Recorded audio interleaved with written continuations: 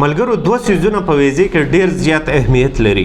یو دا چې ستا ویزټ هیستوري، نو که ویزټ هیستوري ستا نه وي نو هغه ملکونو ته لاړ شه کوم چې ستا د ملک په پاسپورټ باندې ویزا فری دي. ټیک شو، لکه د پاکستان 10-15 کنټریز چې دی هغه ویزا فری ته تلی شي یا ای ویزا کولی شي. یو دا ډېر اهمیت لري دا خبره. دویم شی چې دی هغه ستا انکم سورس چې دی د هغې څونه سټرانګ ویریفیکیشن او څونه سټرانګ ډاکومنټیشن چې هغه ته پرووایډ کړي.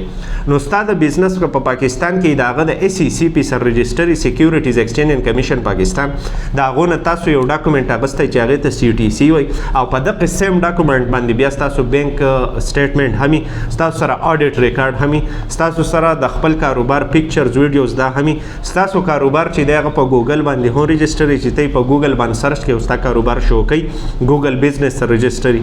دغه شانتې ستا کاروبار چې دی د هغې څه نه څه سوشل میډیا پروفایل همي څه پکچرز او ویډیوز یې ته اپلوډ کړي، یا دغه ستا جاب دی نو د هغې جاب متعلق څونه پروف ته شو کولی شي. نو صحیح ډاکومنټیشن او یو سټرانګ پروف چې دی هغه په ویزې کې لازمي دی او ویزټ هیسټري په ویزې کې لازمي ده. مهرباني.